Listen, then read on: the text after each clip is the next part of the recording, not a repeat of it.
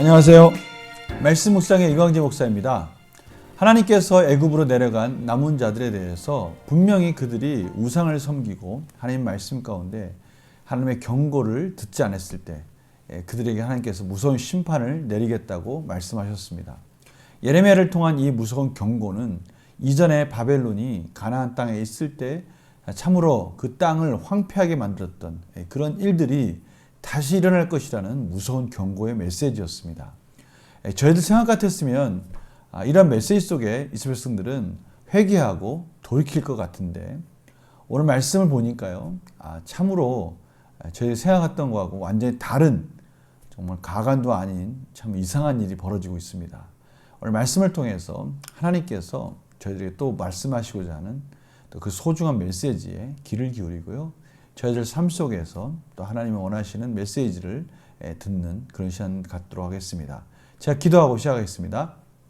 하나님 아버지, 저희들이 예레미야서를 지금 계속해서 보면서 정말 얼마나 죄된 강팍한 마음들이 하나님 앞에 불순종의 길을 가고 있는지를 돌이킬 수 없는 죄된 모습들을 저희들이 보게 됩니다.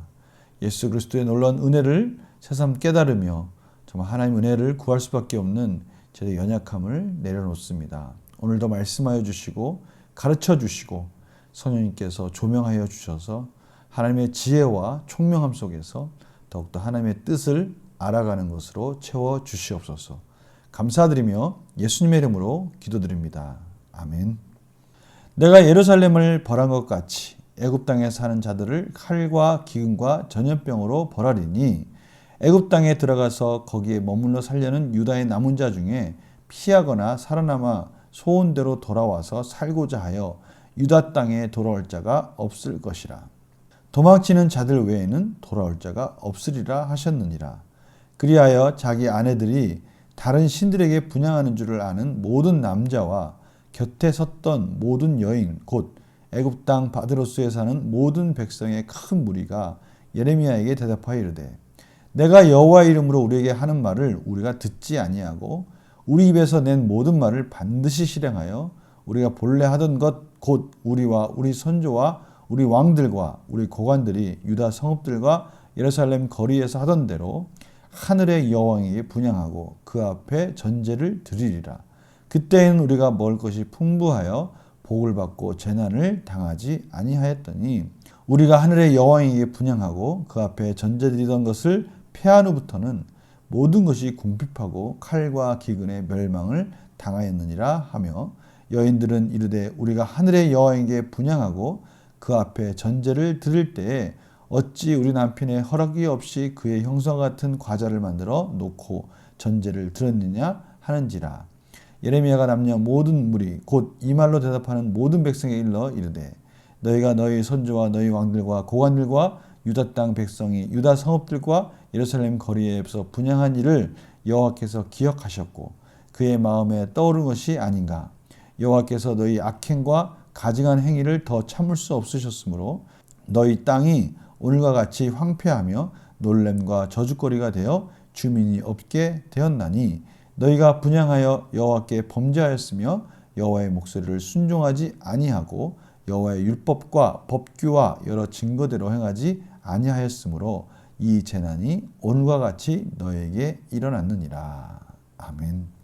오늘 본문을 보니까요, 23절에 이렇게 설명되어 있습니다. 여호와의 율법과 법규와 그 여러 증거대로 행하지 아니하였으므로 이스라엘 백성들이 재난을 만났다라는 것이죠. 하나님께서는 그 모든 질서가 하나님의 말씀 안에서 하나님의 백성들을 통해서 다스려지기를 원하셨습니다. 이것은 하나님이 이 세상을 만물을 창조하신 영적인 원리인 것이죠. 그 말씀 안에서 하나님의 뜻 안에서 행할 때 하나님이 원하시는 뜻 가운데 다스릴 수가 있고, 그 다스림 속에 온 만물들도 하나가 될 수가 있고, 그 질서 속에서 정말 하나님이 기뻐하시는 하나님 나라가 이루어지는 것이죠. 그런데요, 오늘 이스라엘 백성들은 거꾸로 얘기를 합니다. 오늘 보니까 하늘의 여왕을 섬겼을 때, 이 하늘의 여왕 그러면 당시에 바벨론의 풍요의 여신인 이시타르를 얘기하는 것 같습니다. 그 이시타르를 섬겼을 때 우리는 참 행복했다. 그때 우리는 너무 풍요롭고 행복했는데 그 요시야 왕이 그 우상을 다 부숴버리고 하나님을 섬긴다고 했을 때 그때부터 우리는 내리막길을 가는 거다. 이렇게 말을 하는 거예요. 참 이게 무슨 말인지 모르겠습니다. 지금 하나님의 백성들이 우상을 섬길 때는 좋았다. 마치 이스라엘 백성들이 출애굽을 하고 나서 광야에서 지낼 때 우리가 애굽에 있을 땐 좋았다. 그래도 거기서 살만했다. 왜 우리를 이렇게 광야로 불렀느냐라고 말하는 것과 똑같은 겁니다. 하나님께서 광야로 부른 목적이 있지 않습니까? 하나님께 예배드리고 말씀 안에서 하나님이 원하시는 하나님 기뻐하시는 삶으로 이스라엘 백성들을 만들어가고 있는 거 아닙니까? 똑같지 않습니까? 오늘 하나님께서 이 애굽 땅으로 내려가지 말라고 그렇게 얘기했을 때 그들은 기어코 내려가서 거기서 또 우상을 섬기고 있습니다. 하나님께서는 하나님의 백성답게 그들을 구원하시려고 하는 그 목적에 대해서 불순종하는 그들이 기껏 한다는 말이 우상을 섬길 때는 행복했다라는 것이죠. 거기에 매여 있고 노예처럼 살 때 그때가 좋았다라고 말하는 것입니다. 그 안타까운 이스라엘 백성들의 그 악한 그 마지막까지 치달은 그 모습을 저희들이 보게 되는 겁니다. 정말 갈 때까지 가면요. 하나님의 말씀 안에서 돌이키기는커녕 오히려 우상을 섬길 때가 좋은데 왜 그렇게 하지 못하게 하느냐라고 지금 따지는 그러한 때까지 가는 겁니다. 그 불쌍한 때에서 구원해 주었더니 왜 그때가 좋은데 왜 자꾸 그때를 가지 못하게 만드느냐라고 지금 예레미야 선지자에게 지금 대항하고 있는 것이죠. 참 이게 어떠한 상태인지 참 안타까운 그런 현실 아닙니까? 그런데요, 저희들이 이러한 말씀을 통해서 저희들에게도 분명히 이러한 때가 있다라는 것을 말씀하시는 거예요. 분명히 하나님 안에서 구원받았을 때 그때 정말 하나님께 기뻐하고 찬양하고 하나님께 영광 돌리다가도 어느 순간인가 힘들고 어려울 때면 옛날이 좋았다라고 옛날에 하나님 섬기지 않았을 때 하나님 없이 살았을 때 그때 막 진짜 어린아이 같이 자유롭게 사는 것 같이 보였을 그러나 망나니 같이 살았던 그때가 좋았다라고 말을 할 때가 있다라는 것입니다. 오늘 문제를 풀어보면서 우리에게 그런 모습이 있지 않는가 한번 돌아보는 그런 시간이 되었으면 합니다. 문제를 풀어보겠습니다. 애굽 땅 바드로스에 거하는 유다 백성은 예레미야에게 어떻게 대답합니까? 16절 18절입니다. 아까 말씀드렸듯이 하늘의 여왕에게 분향하고 그 앞에 전제를 드리리라. 그때에는 우리가 먹을 것이 풍부하여 복을 받고 재난을 당하지 아니하였다. 차라리 우리는 이시타르를 따라갈 거다. 그 이시타르를 따라갔을 때 그때 우리는 정말 먹을만하고 행복했었다라고 말을 하는 것이죠. 그것이 독이었습니다. 독. 근데 그것을 모르고 다시 그때로 돌아가고 싶다고 그러는 겁니다. 예레미야는 유다에 임한 재앙의 원인이 무엇이라고 설명합니까?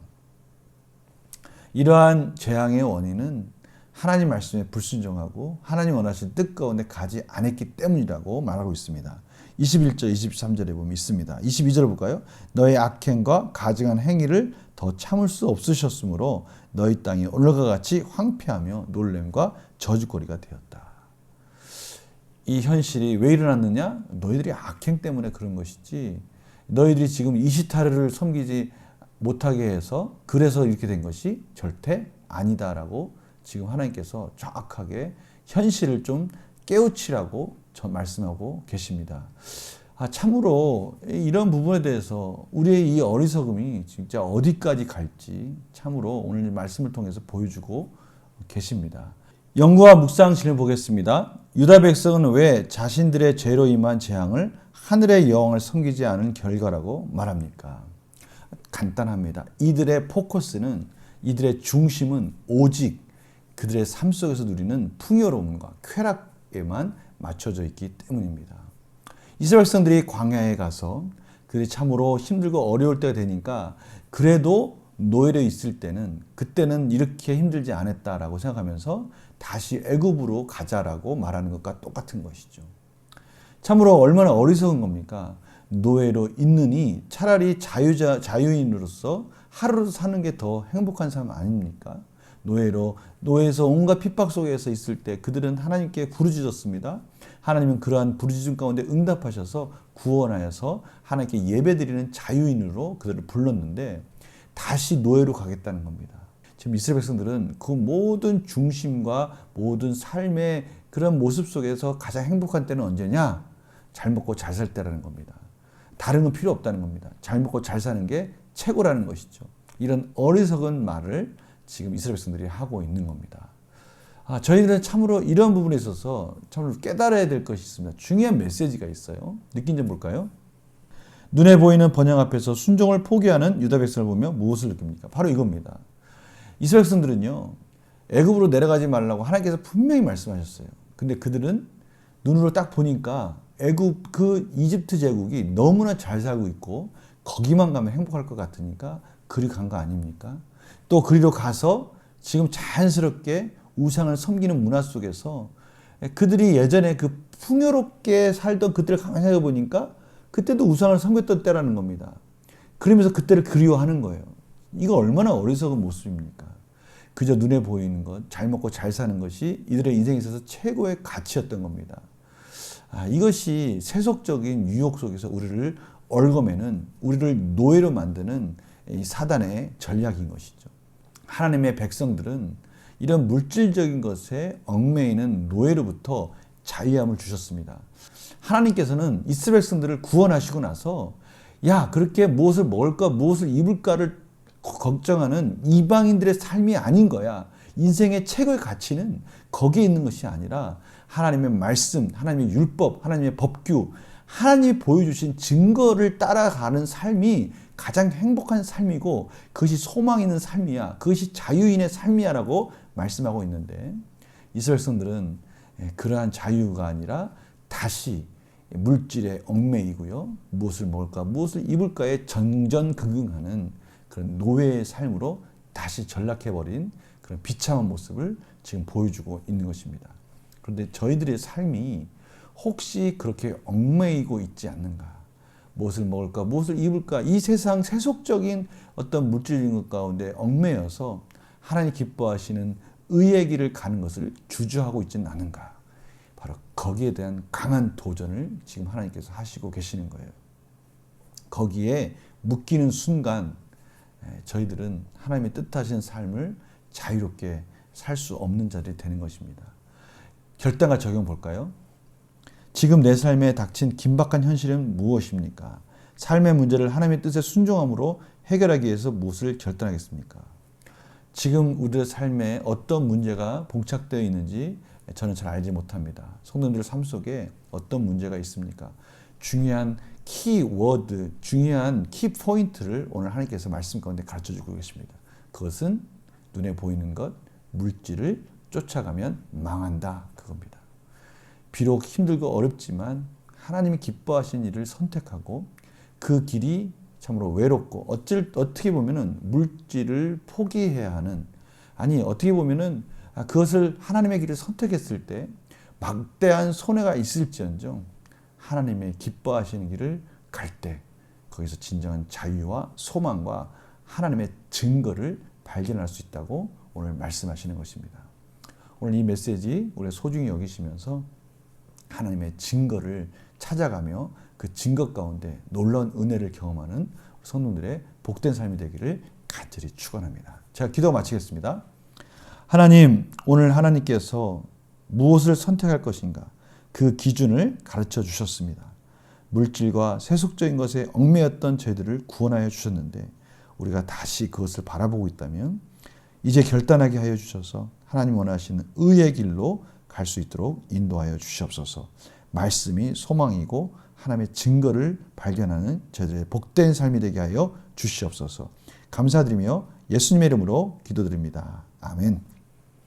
오늘도 하나님의 율법과 법규와 그 증거를 쫓아가는 하나님의 복된 하루가 되시기를 간절히 축원합니다. 내일 또 뵙겠습니다. 안녕히 계세요.